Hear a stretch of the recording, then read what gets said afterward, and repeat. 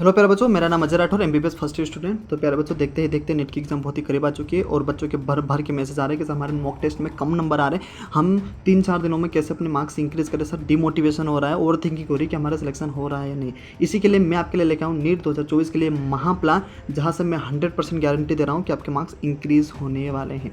अगर आपके मार्क्स अभी भी 300, 320, 350 तक आ रहे हैं तो मैं बोल रहा हूँ आप अभी भी 500 से 550 स्कोर आसानी से कर सकते हो। मैं ये नहीं कर रहा हूँ कि तुम 300 से 700 मार्क्स इंक्रीज कर लगो, और ये पॉसिबल भी नहीं है, ठीक है। 350 से भी आप 700, 720 स्कोर नहीं कर सकते, 650 स्कोर नहीं कर सकते, लेकिन आप 500, 550 आसानी से इंक्रीज कर सकते हैं। आप 100, 150 नंबर, 200 नंबर आसानी से इंक्रीज कर सकते हो, ठीक है। मैं आपको बताने वाला हूँ बहुत ही बेहतरीन टिप्स, आपको मैं देने वाला हूँ बहुत ही अच्छी अच्छी बातें आपको जो बताने वाला हूँ। अगर आप उनको ध्यान में रखते हैं, अगर आप उसको फॉलो करते हैं, तो मैं बोल रहा हूँ ना 100% आपके मार्क्स इंक्रीज होने वाले हैं, ठीक है। तो अपन बारी बारी से बात करने वाले फिजिक्स, केमिस्ट्री, बायोलॉजी में आपको क्या क्या करना है, ठीक है। तो स्टार्ट करते हैं। तो सबसे पहले तो प्यारे बच्चों, अगर आपको 300 से 350 से अगर 550 मार्क्स तक इंक्रीज करना है, तो इसमें सबसे बड़ा रोल प्ले करने वाली है आपकी बायोलॉजी। तो बायोलॉजी में आपको क्या करना है, देखो बायोलॉजी में तो आपको कंप्लीट सिलेबस ही करना है, नो डाउट। अगर आप अभी भी इसमें से कुछ चैप्टर छोड़ रहे तो आप बहुत बड़ी गलती कर रहे हैं। अभी भी टाइम है, आप खुद को संभालो और बायोलॉजी को अच्छे से करो, ठीक है। अगर अभी भी आपके कोई से चैप्टर बायोलॉजी में अच्छे नहीं है, या अभी भी आपके से क्वेश्चन नहीं बन रहे कोई से चैप्टर के, तो अभी भी टाइम है, आप उसको स्ट्रॉन्ग करो, क्योंकि बायोलॉजी तो बहुत ही ज़्यादा स्कोरिंग होने वाला है आपके लिए, ठीक है। तो बायोलॉजी में तो आपको कंप्लीट सिलेबस ही करना है। अब बायोलॉजी में आपको कैसे करना है कि देखो, एक लिस्ट तैयार कर लो, सारे चैप्टर के, हाई वेटेज से लो वेटेज के, ठीक है। ऊपर वो चैप्टर होने चाहिए जिसमें से सबसे ज़्यादा क्वेश्चन आपको आने वाले, और नीचे वो चैप्टर जहाँ से कम क्वेश्चन आने वाले। तो आपको सबसे पहले उन चैप्टर को रिवाइज करना है जहाँ से मैक्सिमम क्वेश्चन बनने वाले। जैसे हो गया आपका जेनेटिक्स, हो गया बायोटेक्नोलॉजी, हो गया इकोलॉजी, हो गया बायोलॉजिकल क्लासिफिकेशन, हो गया एनिमल किंगडम, हो गया सेल साइकिल, हो गया प्लांट ग्रोथ, हो गया मॉर्फोलॉजी, हो गया। ये चैप्टर ऐसे हैं जहाँ से आपको मैक्सिमम क्वेश्चन देखने को मिलते हैं।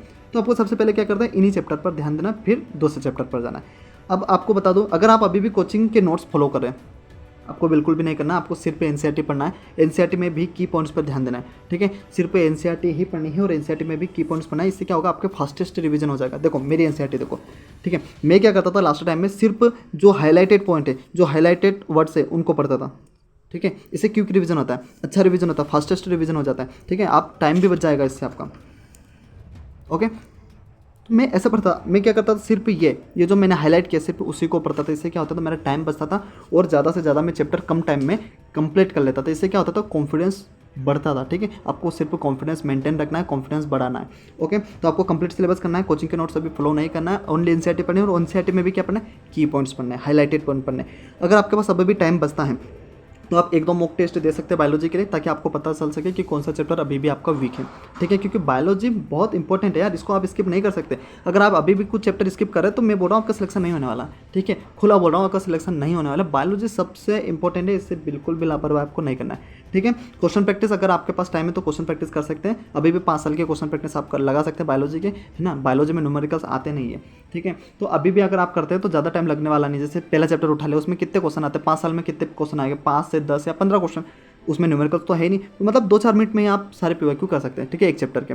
मतलब आपको क्या करना है, सिलेबस भी कंप्लीट करना है, ठीक है, और एनसीईआरटी पढ़ना है, और मॉक टेस्ट भी अगर आप दे सकते हो तो दे सकते हैं, और क्वेश्चन प्रैक्टिस 5 साल के आप लगा सकते हैं, ठीक है। इससे आपके बायोलॉजी में मार्क्स इंप्रूव होने वाले हैं, ठीक है। अब देख लेते हैं केमिस्ट्री के लिए। देखो अगर आपके मार्क 300, 320, 350 तक आ रहे हैं ना, इसका मतलब क्या है कि आपकी केमिस्ट्री उस हिसाब से स्ट्रॉन्ग नहीं है। तो अपने को क्या करना है, लास्ट टाइम में क्या करना है, अपने को कोशिश यही करना है कि केमिस्ट्री में भी 100, 120, 130 तक आ जाए। तो इसके लिए आपको कुछ भी नहीं करना है, लास्ट टाइम में इंपॉर्टेंट चैप्टर पढ़ो, सिर्फ इंपॉर्टेंट चैप्टर पर ध्यान दो। जैसे कि एटॉमिक स्ट्रक्चर हो गया, केमिकल बॉन्डिंग हो गया, पेरियोडिसिटी होगा, इक्विलिब्रियम हो गया, कोऑर्डिनेशन कंपाउंड हो गया, जीओसी, एल्डिहाइड और कीटोन हो गया, फिनोल वाला चैप्टर हो गया, अल्कोहल फिनोल ईथर वाला हो गया, थर्मोडायनेमिक्स हो गया। ये सिर्फ 9-10 चैप्टर ऐसे हैं कि जो आपको 120 नंबर दिला देंगे। कितने, सिर्फ 9-10 चैप्टर। एटॉमिक स्ट्रक्चर फिर से सुन लो एक बार, एटॉमिक स्ट्रक्चर हो गया, केमिकल बॉन्डिंग हो गया, पेरियोडिसिटी, इक्विलिब्रियम, कोऑर्डिनेशन, जीओसी, ठीक है, एल्डिहाइड और कीटोन वाला चैप्टर, अल्कोहल फिनोल वाला चैप्टर, थर्मोडायनेमिक्स। अगर इनको आप अच्छे से कर ले तो 3-4 दिनों में तो भी आपका 100 मार्क्स से इंक्रीज हो सकता है, ठीक है। आपको क्या करना है, रिवाइज फॉर्मूला। अगर फिजिकल केमिस्ट्री हो गया, इसमें आपको क्या करना है, फॉर्मूला को रिवाइज करना है और इंपॉर्टेंट कंसेप्ट अच्छे से पढ़ना है। जैसे ऐसा होता है ना, ऐसा कोई पार्ट होता है ये हर चैप्टर का कि जहाँ से मैक्सिमम हर साल क्वेश्चन आता है, ऐसा कोई सा टॉपिक होता है जहाँ से क्वेश्चन आते ही आते हैं, तो उनको पर अपने को क्या करना है, ज़्यादा ध्यान देना उन पर, ठीक है। इसके अलावा सबसे मोस्ट इंपॉर्टेंट आपको मैं बात बता दूं, एनसीईआरटी में कुछ क्वेश्चन है, एनसीईआरटी में भी क्वेश्चन डले हुए होते हैं, ठीक है। आपको पता है ब्रैकेट के अंदर आप एग्जाम में देखोगे डायरेक्ट तो वहाँ से क्वेश्चन आपको दिखने वाले हैं, डायरेक्ट क्वेश्चन दिखेंगे आपको, वैल्यू तक ना चेंज करते हो तो आप अभी भी वो चैप्टर क्वेश्चन कर लो, ज़्यादा नहीं हो। हर एक चैप्टर में दो चार या 5-7 क्वेश्चन आते हैं, है ना, 5 से 7 क्वेश्चन आपके एनसीईआरटी में डले हुए, आप उसको कर लो, ठीक है। आपके कुछ क्वेश्चन तो वही के वही एग्जैक्ट फिट होने वाले हैं। तो आपको क्या करना है, केमिस्ट्री में इंपॉर्टेंट चैप्टर पढ़ना है और फॉर्मूला ही पढ़ना है, ठीक है। अगर फिजिकल केमिस्ट्री उसमें फॉर्मूला अच्छे से रिवाइज कर लो, बार बार रिवाइज करो जो बार बार रिपीट हो रहा है, ठीक है। आईएमपी कंसेप्ट पढ़ लो, ऐसे टॉपिक जो बार बार आते हैं उनको अच्छे से कर लो, ठीक है। और एनसीईआरटी के क्वेश्चन लगा लो। आपके मैं बोल रहा हूँ 120 से 130 मार्क्स, तीन चीज़ों को अगर आपने फॉलो कर लिया ना तो आपके 120-130 नंबर आसानी से आने वाले। अब देख लेते हैं फिजिक्स के लिए। तो देखो अभी जो आपके पास जो थोड़े से दिन बचे ना, 3-4-5 दिन, अगर इसमें आप अभी भी समझदारी से काम करते हैं, फिजिक्स में समझदारी से वर्क करते हैं, तो मैं बोल रहा हूँ आपका अभी भी 80, 100, 120 मार्क्स आसानी से स्कोर करने वाले, ठीक है। तो मैं आपके लिए लेके आया most repeated topics of physics, जहाँ से आप मैक्सिमम से मैक्सिमम स्कोर करने वाले, ठीक है। अब आपको क्या करना है, ये टॉपिक्स वन शॉट लेक्चर देख लो, या तो फिर टॉपिक वाइज रिवीजन कर लो, अच्छे से कर लो, इनके क्वेश्चन वोश्चन लगा लो, 4-5 दिनों में अभी भी हो जाएगा, ठीक है। यहाँ से क्वेश्चन जितने भी मैं टॉपिक्स लेके आया हूँ, हर एक टॉपिक आपको एक क्वेश्चन एग्जाम में देने वाला है, ठीक है। हर एक टॉपिक एक क्वेश्चन आपको एग्जाम में देने वाला है। इसमें आता है एरर, हर साल क्वेश्चन आता है एरर से, ठीक है। एरर बहुत इंपॉर्टेंट है। Screw gauge, projectile, centre of mass, हर साल क्वेश्चन आता है यहाँ से। सैटेलाइट थ्योरी बहुत इंपॉर्टेंट, सरफेस टेंशन क्वेश्चन आता ही यहाँ से। फर्स्ट लॉ ऑफ थर्मोडायनेमिक्स बहुत important. Time period of spring and pendulum important. Organ pipes एक क्वेश्चन 100% छपता है यहाँ से, ठीक है। स्फीयर क्वेश्चन, स्फीयर वाले क्वेश्चन जैसे अपन क्या इलेक्ट्रिक फील्ड और पोटेंशियल निकालते थे, अरे एक क्वेश्चन हर साल यहाँ से आते हैं। कॉम्बिनेशन ऑफ कैपेसिटर आता ही है, ठीक है, आता ही है। तो डाइलेक्ट्रिक कांस्टेंट बहुत इंपॉर्टेंट है। एलसीआर सर्किट 100% आता है, जिसमें आपसे रिजोनेंस निकालने के लिए बोल देते हैं, एवरेज वैल्यू, है ना, वीआरएमएस निकालने के लिए बोल देते हैं। ट्रांसफार्मर इंपॉर्टेंट, वाईडीएसी बहुत इंपॉर्टेंट है, बहुत ज़्यादा इंपॉर्टेंट, यहाँ से क्वेश्चन आता ही। बोर्स मॉडल केमिस्ट्री में भी इंपॉर्टेंट है और यहाँ भी इंपॉर्टेंट है। बोर मॉडल करके जाना, या तो केमिस्ट्री में आ जाएगा तो फिजिक्स में आ जाएगा, मतलब आपको क्वेश्चन पक्के ही यहाँ से बोर मॉडल से, ठीक है। मास डिफेक्ट बहुत इंपॉर्टेंट है। बाइंडिंग एनर्जी, जब मैंने एग्जाम दी थी तब बाइंडिंग एनर्जी आई थी, मैंने अच्छे से किया था उसे।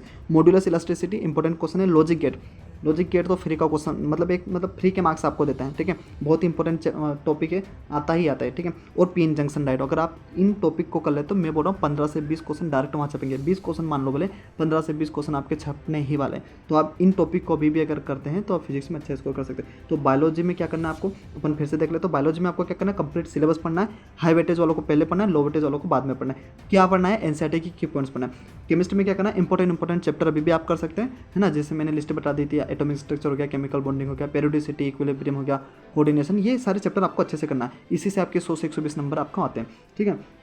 और क्वेश्चन प्रैक्टिस भी अगर आप कर सकते हो तो कर सकते हो। और क्या करना है, एनसीईआरटी में जो क्वेश्चन डाले हुए केमिस्ट्री के, आप उसको कर लो, ठीक है। आप उसको कर लो, डायरेक्ट क्वेश्चन वहाँ से छपेंगे। फिर आते हैं फिजिक्स में मैंने आपको जो टॉपिक्स बताया आप इन्हें भी करते हैं तो मैं बोल रहा हूँ 500-550 मार्क्स आप आसानी से इंक्रीज कर सकते हैं, ठीक है प्यारे बच्चों। अगर आपके मन में अभी भी बहुत सारे डाउट आ रहे हैं, चिंता हो रही है, तो आप मुझे कमेंट सेक्शन में आपके लिए खुला है, आप मुझे बता सकते हैं। अगर इनमें से आपको कोई सा टॉपिक पढ़ना है, केमिस्ट्री में हो गया, बायोलॉजी में होगा, तो आप मुझे स्पेशल आप क्या कर सकते हैं, कमेंट डाल दो, मैं आपको 100% अगला वीडियो लेके आ जाऊँगा, ठीक है। अगर आप इसका रिवीजन करना चाहते हो मुझे बता दो कि सर ये वाला चैप्टर आप मुझे पढ़ा दो, तो मैं आपको अगला वीडियो लेके आ जाऊंगा आपके लिए, ठीक है। तो अच्छे से पढ़ाई करो, बिल्कुल भी ओवर थिंकिंग नहीं करना है आपको, ठीक है। बट जितने भी दिन बचे आपको कोशिश यही करो कि अपने आप को खुद को इंप्रूव करते जाना है, अपने आप को इंप्रूव करते जाना है, ठीक है प्यारे बच्चों। तो all the very best for your exam.